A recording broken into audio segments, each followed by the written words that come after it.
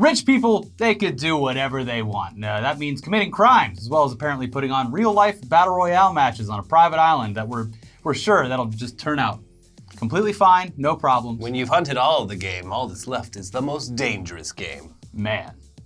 But first, today in dumb rich people news, we finally got an update to that whole college bribery scandal from last month, where it was revealed that dozens of rich and or famous parents, including our old boss, Steven Sempervivo, had secretly paid hundreds of thousands of dollars to get their kids into top-tier universities through various schemes, including one where their kids obtained athletic scholarships despite not actually being athletes, at least not on the level that you would expect to get into a university. And some of them had just straight up never played the sport they were selected for, but competitively. Look at those sexy, sexy legs. They could be kickers' legs. It's weird that I'm talking about my son like this, but this is all private, right? It's never gonna see the Anyways, we've already been through this. So first of all, we finally got a photo of our old boss and ex-machinima president, Steven Sempervivo, outside of a federal courthouse looking incredibly nervous, which was nice. Mm-hmm. But obviously there were people who are far more famous than him wrapped up in this whole mess, and that's pretty much the reason we're even seeing updates to this story at all. On Monday of this week, 14 people involved in the scandal pleaded guilty, with parents like Felicity Huffman and the previously mentioned Steven Sempervivo pleading guilty to one count of conspiracy to commit mail fraud and honest services mail fraud. And while that may appear as though some form of justice has been served, the penalties for what they've all pled guilty to will amount to what is essentially a slap on the wrist. Not even a slap, really, more like a light tap on the wrist.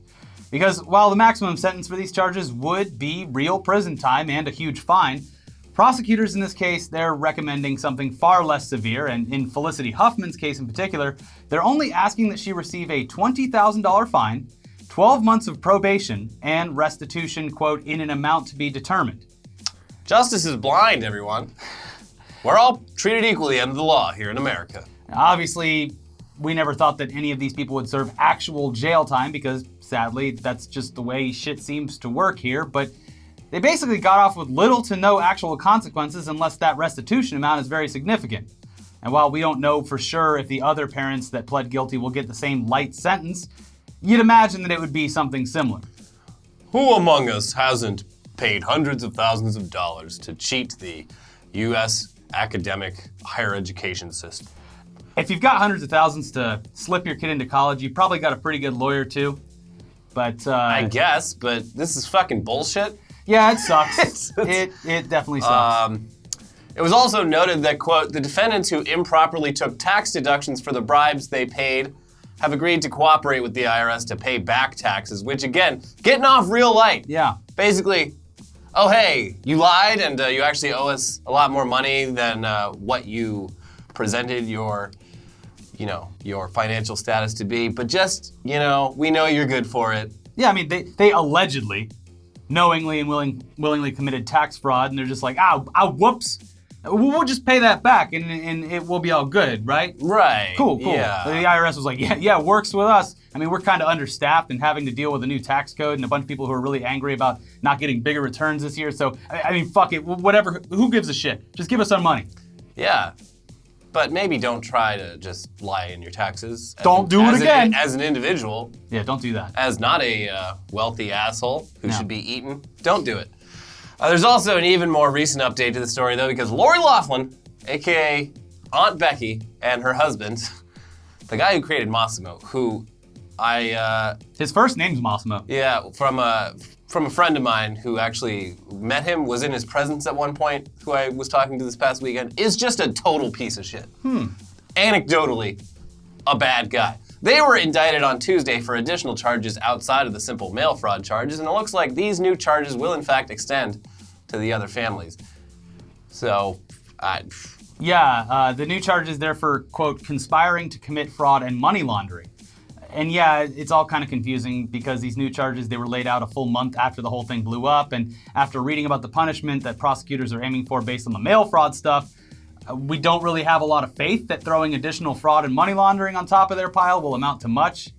Maybe some increased fines, maybe a few months more of probation, which is, essentially pointless because these are all old rich people who probably never leave the house anyway. Yeah. And they're probably not really motivated to commit any more crimes in the near future, although we've been proven wrong before with people who shouldn't commit crimes continuing to commit crimes. I think this is, I think this particular scandal, it's like when you find an ant in your house. I'm left to assume that rich people are doing this kind of bullshit all the time. Yeah. So, I still think that, like, at this point, with the people involved, they'll probably just wait till it blows over, get that probation done, and then start doing some more crimes. Now, as for the kids that were involved in this whole mess, well, they definitely hate all their parents, and Olivia Jade's actually been pretty outspoken about that. But whether the kids knew or had no idea what their parents were up to, there are, so far, some consequences for the kids. some of them. Yeah, okay, just 2 of them so far, but hey, it's something. Yale University and Stanford, they've both expelled the students involved in the scandal and removed them from the campus, so... That's good. A lot of the other, so Georgetown, the Semper Vivo school, they had the student body, like, vote on it sounded like, and they voted not to expel them. Which I'm like, what are you doing, guys? May not be good at tennis, but one hell of a partier. Yeah, well, that's another thing about the rich. They protect their own.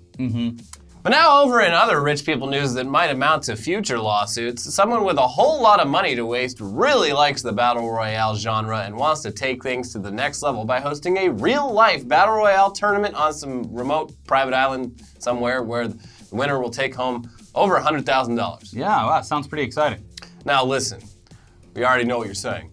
Mr. Beast already did this and his Battle Royale prize pot was $200,000. Yeah, sure. Sure, but Mr. Beast's Battle Royale was done over the course of a few hours at a small airsoft paintball park down in South LA with a bunch of YouTubers, a majority of whom are already pretty well off financially. Not really as exciting when there's no stakes. Yeah. Just a fun day, a fun romp. Yeah, yeah. This new Battle Royale, this will take days to complete, with would-be competitors having to camp out overnight.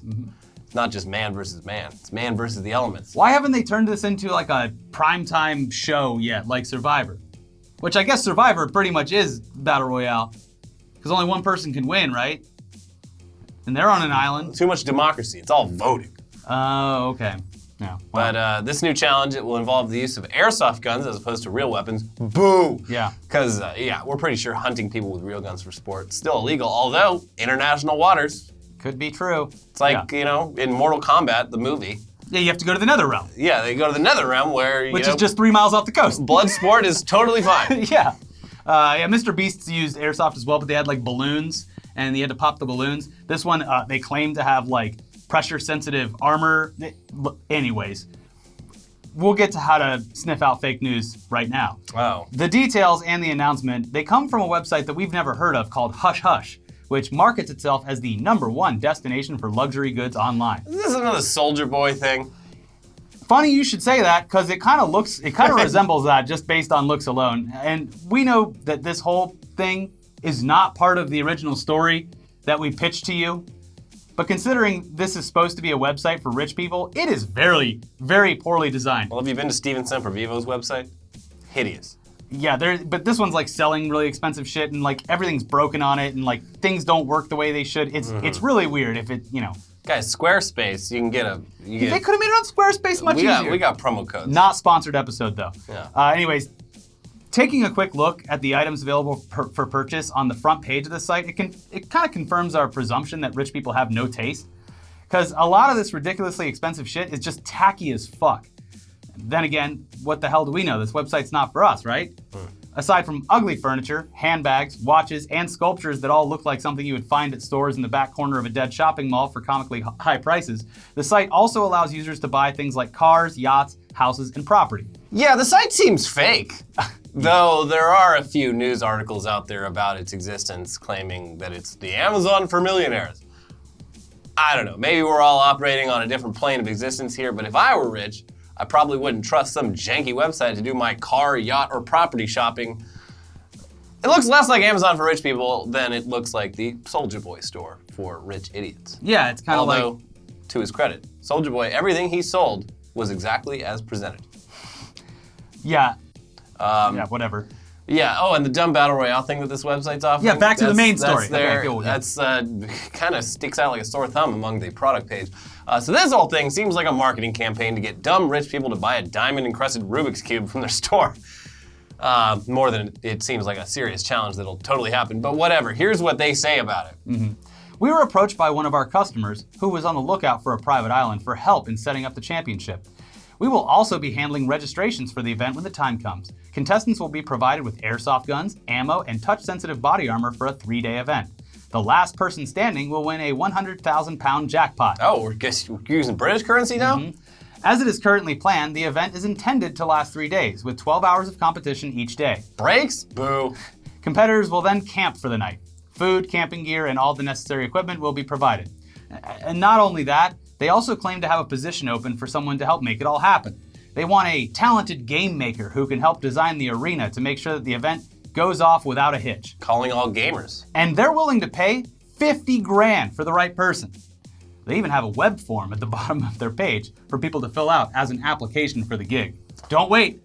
Sign up now. Yeah, but don't do that, because you're smarter than that, and so are we. Getting picked to be a game maker and getting paid $50,000 for what they say will be just 6 weeks of work, that would be a pretty sweet gig. But I guess we should just come out and say it. This is fake. Yeah. It's fake as fuck. We're willing to put that down and are prepared to say we were wrong if it turns out to be something that actually happens the way they say it will happen. But there's just too much stink coming off of this story, which started off as a goofy story about a dumb contest because of the popularity of the Battle Royale genre. But come on, all the news outlets that ate this shit up at face value have to know that this is bullshit. Yeah, I started peeling away at this and I was like, I just wanted a fun story about a real-life Battle Royale, and what I got was probably just a marketing scheme by a website that's never going to do this. Is Ja Rule behind this? Well, we don't know yet. Maybe he's the benefactor here, not the benefactor, but the person donating the money towards the competition is anonymous, so it could be anyone. It could be Ja Rule trying to get some of that money back that he lost the last time he went to an island.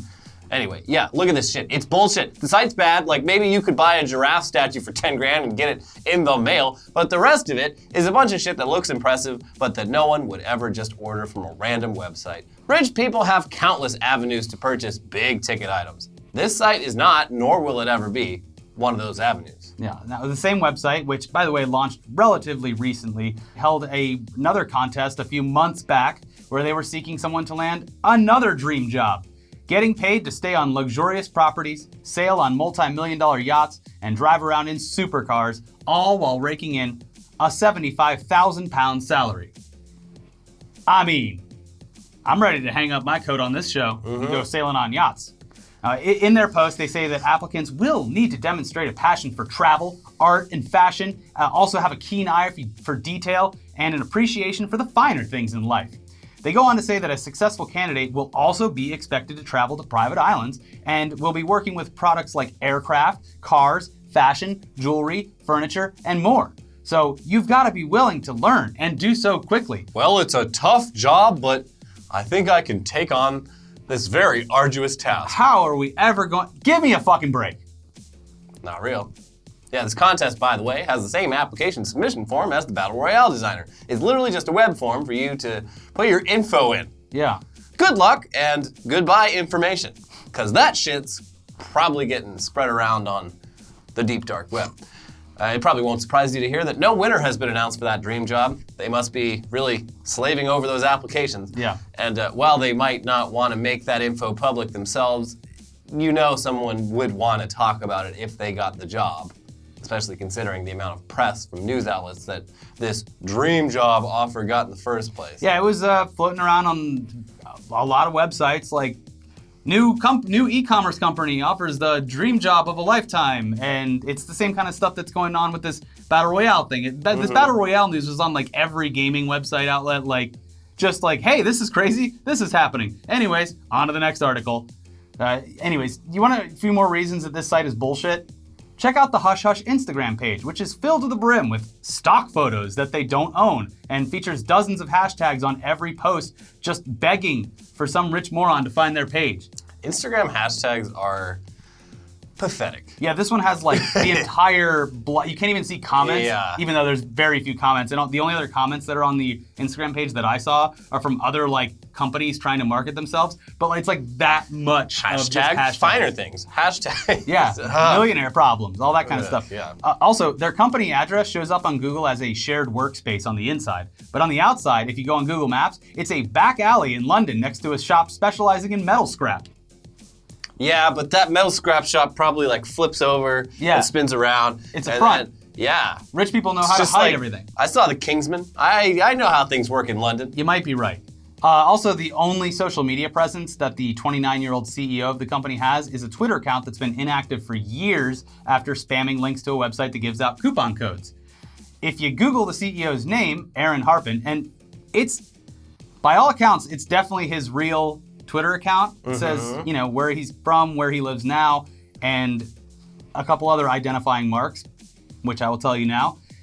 If you Google his name, it's Aaron Harpin. It shows his photo from various websites. He looks the same in all of them. But also, a photo shows up from someone else, Mark Pearson, a guy who owned the coupon code website that Harpin was shilling on his Twitter account.